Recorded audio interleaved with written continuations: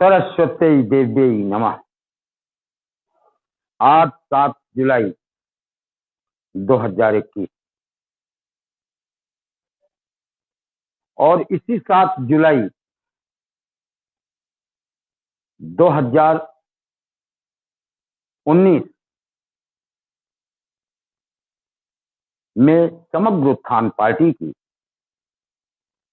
स्थापना की गई।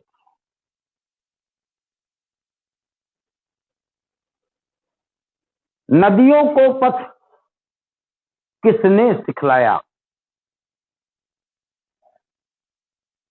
किसी ने नहीं सिखाया। जैसे समुद्र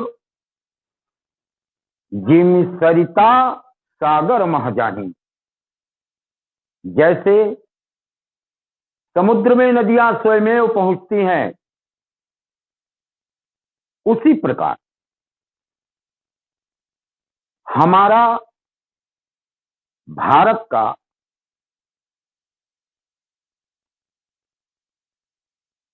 मूल मंत्र सदियों से, युगों से यही रहा है। इस धरती पर, भारत की भूमि पर जन्म लेने के निमित्त धन्यास्तु ते भारत भूमि भागे। ऐ भारत की भूमि, तू धन्य है। स्वर्गा पवर्गा तप दे विभागा, देव्यास्तु कांक्षिणा जन्मे, भारती तो कुछ भी। ए भारती, तेरी कोख में, तेरी जमीन पर जन्म लेने के लिए, भारत की भूमि पर, भारती के आंचल पर देवता भी तरसते हैं। मनुष्यों का तो सौभाग्य है कि उन्हें भारतवर्ष में जन्म लेने का अवसर प्रदान हुआ। जीवन अवसर है। It is an opportunity, the best opportunity to exploit.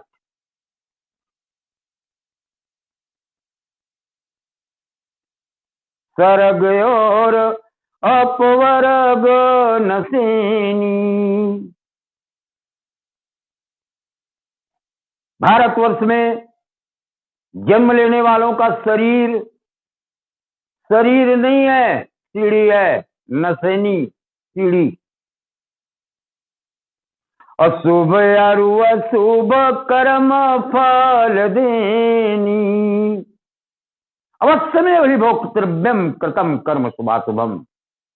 व्यक्ति को अपने परिणामों का फल भोगना पड़ता है। अपराध करते देख तू, अपराध करके देख तू, परिणाम भी भोगेगा तू। जो तटस्थ रहेगा अपराध का, वो अपराध को भी भोगेगा। बहुत बड़ा वाक्य है ये। अगर हमारी संस्कृति की विरासत जो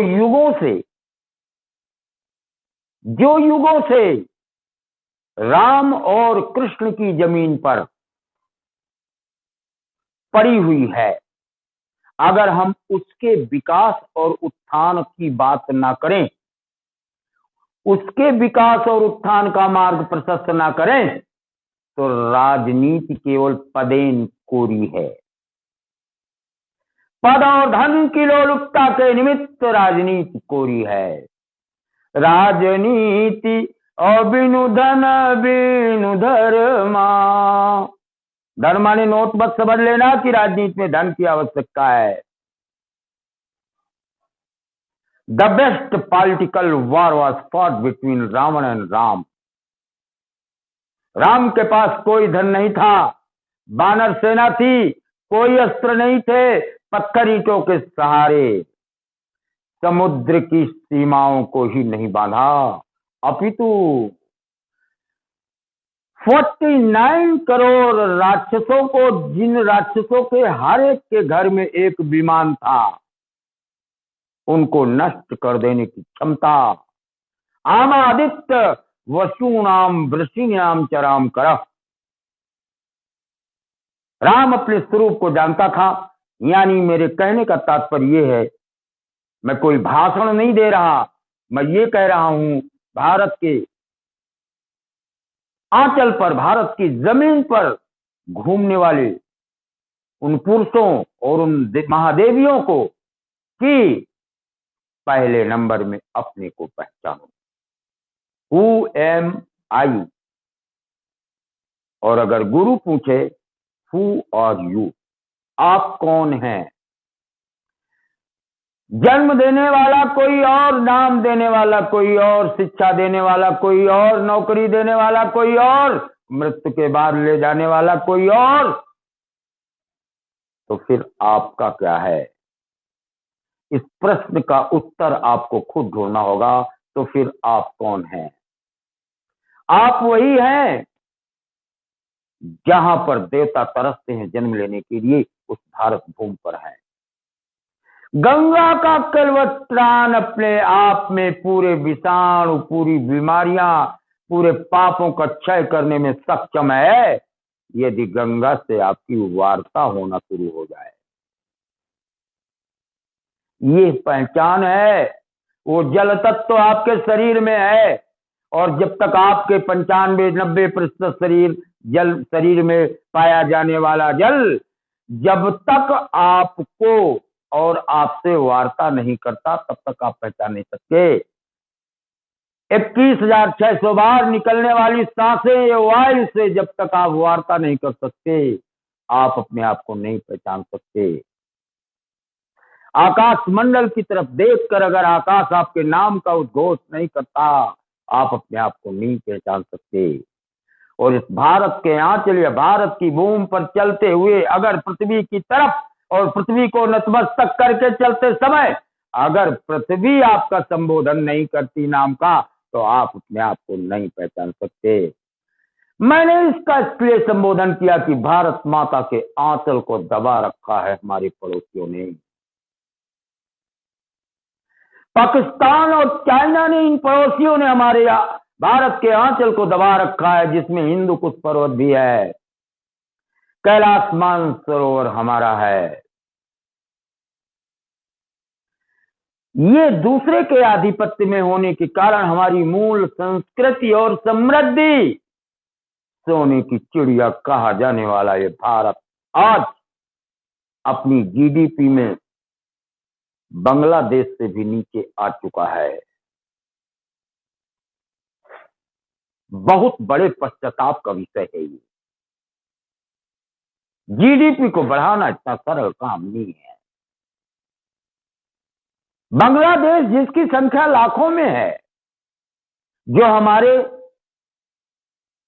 समस्त राज्यों में किसी राज्य के बराबर भी नहीं है जनसंख्या में और न क्षेत्रफल में, उसकी जीडीपी हमसे ज्यादा है। क्यों? क्यों? कोरोना आ गया इसलिए? नो। महामारी आ गई इसलिए? नहीं। महामारी आई तो क्या हवाएं बंद हो गई थी? क्या जल का संचालन बंद था? क्या भोजन बंद था? कि क्या पृथ्वी रसातल में चली गई थी? नहीं। All the 5 elements were moving by dint of which the whole universe is being controlled। वो अदृश्य शक्ति का संचालन अगर पूरे विश्व का है, तो वो अदृश्य शक्ति इस भारतवर्ष में जन्म लेने के लिए, तपस्वियों के मन को संतुष्ट करने के लिए अपने आप को अवतीर्ण करता है, इस भारत की रज को अपने माथे पर धारण करने के निमित्त। हे भारतवासियों, आपके चरणों की रज, आपके चरणों की धूल संतों की धूल है, और भारत में जन्म लेने वाली नारियों के चरणों की धूल दुर्गा के चरणों की धूल है। यहाँ का पशु, यहाँ की गाय, यहाँ के पक्षी अपने आप को धन्य मानते हैं कि हम भारत की भूमि पर क्रीड़ांगन में खेल खेल रहे हैं। आप समझो, लेकिन समृद्धि आपकी रुकी कहां? हिंदुकुश पर्वत की श्रृंखलाओं में यूरेनियम, यूरेनियम, चांदी, सोना, हीरा, जवाहरात सब कुछ छिपा हुआ है। हिंदुकुश पर्वत से बैलगाड़ियों में चढ़ करके लोग ब्रिटेन से व्यापार करते थे, रसिया से व्यापार करते थे, पड़ोसी राज्यों से तो करते ही थे। यानी कम से कम 27 राज्य देश जो है, मंगोलिया और उधर साउथ अफ्रीका तक, ब्रिटेन के पूरे राज्य और रसिया के पूरे राज्य, ये सब हिंदुकुश पर्वत के रास्ते से जाते हैं, जिसका आधिपत्य उस आंचल को हमारे पड़ोसियों ने दबा रखा है। और इसको प्राप्त करने के लिए हमारी भारतीय कराह रही है, मेरा आंचल दबा है, अरे वीर सपूतों मेरे आंचल को वापस लाओ, लेकिन हम नहीं ला पा रहे। वो कौन सी मजबूरी है? उस मजबूरी को खत्म करने के लिए समग्र उत्थान पार्टी अपने उद्घोष के साथ भारत के आंचल और भारत की खोई हुई जमीन, भारत की खोई हुई प्रतिष्ठा को वापस लाने का संकल्प अपने नवयुवकों के संघर्ष, उत्साह, ओज, सत्यता और ईमानदारी के बल पर प्राप्त करने का संकल्प ले चुकी है 7 जुलाई 2019 को अपने मैनिफेस्टो में। भारत की भूमि पर ऐसा कौन सा महापुरुष आज की विज्ञान के युग में कौन है? Who is called missile man of India? The APJ Abdul Kalam. नमन है ऐसे शख्स को जो कर्म की प्रतिरूप, कर्म की प्रतिमा, कर्म का व्यक्तित्व, कर्म का वाचन, कर्म का अनुशीलन, कर्म का संचालन अकेले उस बंदे ने पाताल लोक अमेरिका, रसिया, चाइना, फ्रांस द्वारा लगाए गए सैंक्शंस को धता बताते हुए उस मिसाइल मैन ने भारत रत्न श्री अटल बिहारी वाजपेयी के नेतृत्व में पोखरण में अणु और परमाणु एक नहीं श्रृंखलाओं में परीक्षण कर अमेरिका को भी घुटने टेकने के लिए मजबूर कर दिया। सत सत नमन उस वीर the president of India APJ Abdul Kalam साहब। क्यों सलाम? क्यों वो राष्ट्रपति हैं? नहीं। क्यों उन्होंने अणुबॉम्ब विस्फोट किया है? नहीं। फिर हिंदू मुस्लिम एकता का प्रतीक। आपकी पहचान बाहर जब जाते हो तो न हिंदू में होती है, न मुसलमान में, न जाति में, न पात में। केवल एक ही चीज पूछा जाता है, और यू एन इंडियन? क्या आप भारतवासी हैं? हम गर्व से कहते हैं यस, हम भारतवासी हैं। यानी हमारी पहचान केवल भारतवासी। ये मकान नंबर है, वो जाति है, वो पाति है, वो धर्म है, सभ्यता है। सम्यक रूपेण प्रदीयते इति संप्रदाय। भारत का संविधान सेकुलर शब्द का प्रयोग क्यों किया? धर्मनिरपेक्ष शब्द का प्रयोग क्यों किया? क्योंकि वेदों में दिया हुआ है सम्यक रूपेण प्रदीयते त संप्रदाय। धर्म संप्रदाय जब सम्यक माने एक दृष्टि से देखे जाते हैं और उनके उद्भव और विकास तथा संचालन और उनके नेतृत्व में किसी प्रकार का धार्मिक हस्तक्षेप नहीं किया जाता, वो धर्मनिरपेक्षता का प्रमाण हमारे भारतीय संविधान में अंकित है। डॉक्टर कलाम साहब, डॉक्टर अब्दुल कलाम साहब का ये विजन क्यों मेट्रो सिटीज बना रहे हैं भाई? सिटी तो अपने आप में विकसित होती है। 70% लोग हमारे गांव में रह रहे हैं, मेट्रो विलेज क्यों नहीं? पेट्रोल का दाम आपने 105 रुपया कर दिया। आज कलाम साहब का विजन जरा सोच लीजिए। 12 गांव के बीच में अगर हम भुजिया बनाने की फैक्ट्री लगा दे, जो किसानों का चना 1000, 1200, 1600 रुपए में जाता है, वो होटल मालिकों द्वारा 16,000 रुपए में जाता है।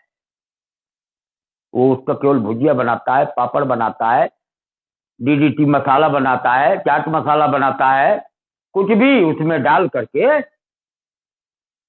और वो किसानों का सीधा शोषण है। तो किसान अपने आप को हमेशा निर्धन, ऑलवेज, चाहे वो 500 एकड़ का भूमिदार हो, लेकिन अपने आप को निर्धन मानता है। फिर कहां से भारत की समृद्धि होगी? हर 12 गांव में के बीच में मेट्रो विलेज 5 होने चाहिए।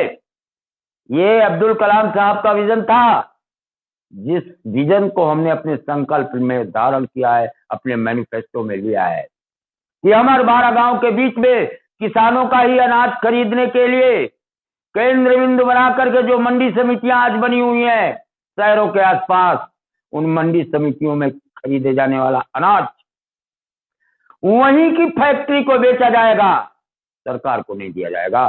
सरकार के भंडारों में अनाज सड़ जाता है। आए दिन आप अखबारों में पढ़ते होंगे, इतने करोड़ टन गेहूं सड़ गया, उनकी देख रेख करने वाला कोई नहीं। दालें तथा किसानों को एक फसल ऐसी सरकार के अनुदान से, या जो 12 गांव के बीच में जो फैक्ट्री होगी, कलाम साहब का विजन यही था कि हर घर से एक आदमी वहां नौकरी पाएगा और काम करेगा। तो हर 12 गांव में जब हर एक आदमी हर घर से नौकरी पा जाएगा, ये श्रृंखला जब पूरे भारतवर्ष में होगी, तो हमें सरकार की तरफ मुख नहीं देखना पड़ेगा कि सरकार 6,000 पदों पर भर्ती करने जा रही है। हमें किसी भर्ती की जरूरत नहीं है। सरकार तब योग्य व्यक्तियों की तलाश करेगी, और जिसको अपनी योग्यता के अनुरूप रुचि और लक्ष्य को प्राप्त करने का श्रेय होगा, वो नवयुवक अपने आप आगे जाएगा। लेकिन कोई भी घर बिना रोजगार या बिना व्यापार के नहीं रहेगा। इसमें हम किसी को सपना नहीं दिखा रहे, ये हकीकत। कलाम साहब का विजन ये था कि जब युद्ध होता है तो हमारे सैनिक और हमारी सैनिकों की पत्नियां ही विधवा क्यों होती हैं? हम संवेदना का मलहम लगाने पहुंच जाते हैं, 10, 20, 50 लाख रुपए दे देते हैं। क्या उस शौर्य युक्त, साहसी, उदात्त चरित्र और ईमानदारी से परिपूर्ण व्यक्तित्व जो भारत की सरहद की सुरक्षा का भार अपनी जान को हथेली में लेकर के -3000 डिग्री पर ले और लद्दाख तथा हिमालय की चोटियों पर की श्रृंखला पर खड़ा हुआ, अपनी दोनों आंखों से भारत की सुरक्षा का भार लिए हुए है, उस एक जवान की मौत की कीमत पूरे भारतवासी मिलकर नहीं चुका सकते। सैनिक एक शरीर नहीं होता, 14 गुणों से युक्त वो एक ऐसा व्यक्तित्व है जो अन्य व्यक्तियों से करोड़ों किलोमीटर पीछे उनको छोड़ देता है और वो सरहद पर अकेले डंका बजाता है। कलाम साहब का विजन था कि हाई स्कूल के बाद हर गांव के स्कूल और प्राइमरी स्कूल को मिलिट्री शिक्षा दी जाए। What do mean by the military education? Military education कुछ नहीं, फर्स्ट इज डिसिप्लिन। यूनिफॉर्म, बड़े का लड़का सिल्क का कपड़ा पहन के आएगा और गरीब का बोरे का कपड़ा पहन के आएगा, नहीं। All the students must be in one uniform, and uniform आपके खोपड़ी, आपके दिमाग की उपज नहीं होनी चाहिए। Uniform should be related to the land colour, Indian land colour. Bharat की भूमि से खाकी भारत की भूमि का रंग है, हरियाली भारत की भूमि का रंग है, नीला आकाश का रंग है जो वायुसेना की वर्दी है। ये सब 5 तत्वों के ही आधार पर बनने वाला जो ड्रेस है, वो हमें उदात्त चरित्रों के निर्माण के निमित्त वेशभूषा और अनुशासन अनुशासन में आज चाहे डॉक्टर हो, चाहे इंजीनियर हो, चाहे एमबीए हो, चाहे पीएचडी हो, उसने याद कर रखा है माता पिता का सम्मान करना चाहिए, गुरु का सम्मान करना चाहिए, झूठ नहीं बोलना चाहिए। केवल कागजों में लिखा रह गया। भारत का कोई घर ऐसा नहीं है जिसका एक औलाद अपने बाप को या तो बेघर कर दिया हो या इतना योग्य होकर के वो अमेरिका चला गया हो आईआईटीएन या बहुत बड़ा डॉक्टर बन के, कि वो वहां से सेवक तो भेज सकता है अपने माता पिता की सेवा के लिए, पैसे तो भेज सकता है, लेकिन उनको अपना सानिध्य नहीं दे सकता। हम इस इंटेलिजेंस, इस टैलेंट को, जो टैलेंट हमारा विदेशों में जाता है, कलाम साहब के भाषणों में एक वाक्य आपको मिलेगा, अगर उनके अतीत के पन्नों को आप देखें तो क्या मिलेगा? अरे भाई, अमेरिका के प्रेसिडेंट साहब, this was the statement of APJ Abdul Kalam. You mister president of America, you tell me, I am also president of America, but you listen, I am having the leadership of this presidency among 1 अरब 35 करोड़, यानी 1 अरब 35 करोड़ लोगों का प्रतिनिधित्व मैं कर रहा हूं इंडिया में। Where as you mister president of America, you are leader of only 35 crore. Then how you are rich? How are you 100% literate? How your arms and ammunition are enriched? How do you have many fighter jets than any other? And how do you have gained the veto power to keep a sense? America के राष्ट्रपति smile करते हुए, मुस्कुराते हुए बोला, कलाम साहब, आपके यहाँ आरक्षण व्यवस्था है ना, आपके यहाँ जाति व्यवस्था है ना? कहा है जो बड़े बड़े विद्वान हैं वो मारे मारे घूमते हैं, और जो कम अंकों वाला है वो राजनीतिक पदों को, प्रशासनिक पदों को, डॉक्टर इंजीनियर के पदों को धारण करता है।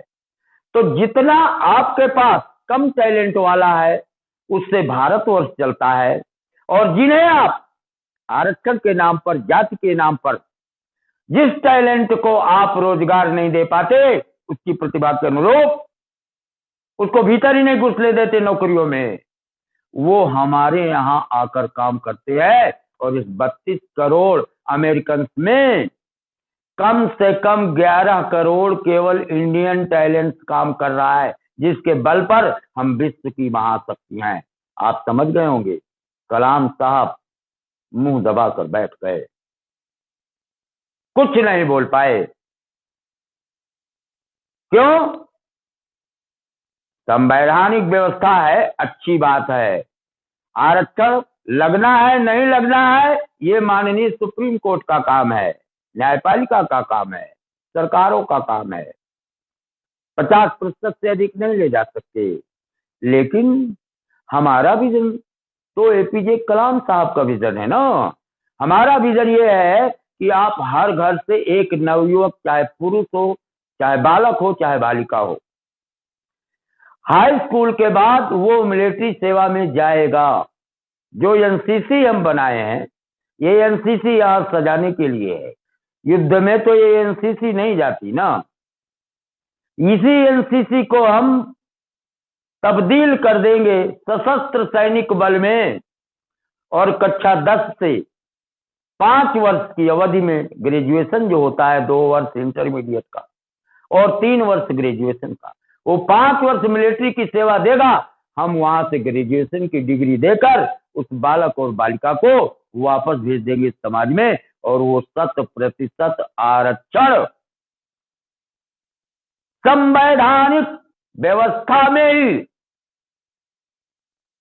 समाहित हो जाएगा। उसको प्राथमिकता मिलेगी, वो चाहे जिस जाति का हो, चाहे जिस धर्म का हो, और उसको 5 वर्ष की सेवा में केवल मुफ्त शिक्षा, मुफ्त ट्रेनिंग, मुफ्त सैन्य प्रशिक्षण, डिसिप्लिन, वर्दी, खाना, सब कुछ दिया जाएगा। वेतन नहीं। वो 5 वर्ष का जो वेतन बचेगा एक सैनिक का, तो हमें सैनिकों को वेतन नहीं देना पड़ेगा। हम सैनिकों को ऐसे ऐसे अस्त्रों से सुसज्जित करेंगे, राफेल जैसे ऐसे ऐसे विमान, 1 2 10 20 15 नहीं, आज हमारे पास मिग, जगुआर, अजीत जैसे मिग की श्रृंखलाएं 21, 28, 24, 29, 31, 32, मिग 35 तक हम जा चुके हैं श्रृंखला में। उच्च कोटि के विमान अजीत वगैरह हमारे बंगलौर एचएएल में स्वयं बनाए जा रहे हैं, लेकिन राफेल के लिए हमें तो दूसरे देशों पर निर्भर करना पड़ा ना। जब हमारे एपीजे कलाम साहब न्यूक्लियर बम का विस्फोट करते हैं तो हम जहाज खुद को बना करके और अपना खुद क्यों नहीं उड़ाते, और अपने जहाज क्यों दूसरे देशों को नहीं बेचते? हम क्यों उन पर निर्भर है? क्योंकि हमारे साइंटिस्ट वहां काम कर रहे हैं, हमारे भारत के टैलेंट वहां काम कर रहे हैं, हम उसे जाने दे रहे हैं। हम भारत की प्रतिभा को, पलायन को रोकने का प्रयास नहीं कर रहे और मिलिट्री शिक्षा इसको रोक। कोई भी युवक बेरोजगार नहीं होगा, उसकी कुशलता और उसकी कार्य कुशलता ही 10 से 15 10वीं कक्षा से अगले 5 वर्षों में उसको इतना स्किल्ड स्टूडेंट, स्किल्ड सोल्जर बना करके वापस भेजा जाएगा कि उसको रोजगार के लिए फॉर्म नहीं भरना पड़ेगा। गांव की समृद्धि तभी लौट सकती है जब हम इस आधार पर किसानों का अनाज धन में कैसे परिवर्तित हो, उसके लिए मंडी व्यवस्था में वहीं पर खरीद कर उन्हीं 12 गांव के बीच में एक फैक्ट्री निर्माण करके तरह तरह के व्यंजन बनाए जाएंगे और जो होटलों को पहुंचाया जाएगा। होटल मालिक कभी इन चीजों को, किसान का ही एम्ब्लेम उसमें लगा रहेगा। किसानों की समृद्धि का मार्ग प्रशस्त होगा। किसानों का धन क्या है? अनाज और पशु।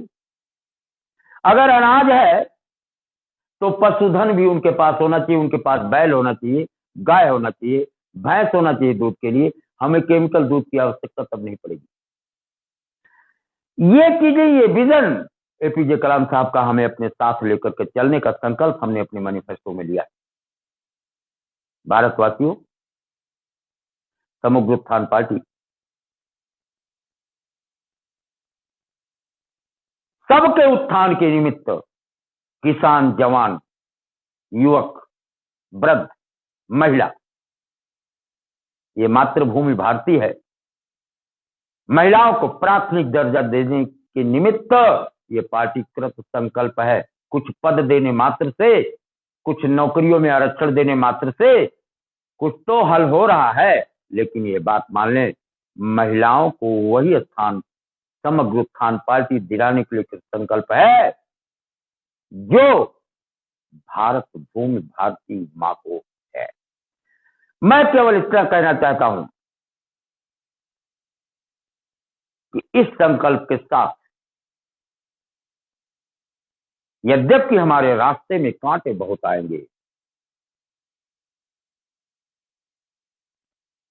न बांग्लादेश न पाकिस्तान, नहीं, ये हमारे थे, चले गए हमसे। ओ मेरे पुरखों की जागीर, ओ बिल्कुल शेर किसी तस्वीर, उसे हम ढूंढ रहे हैं।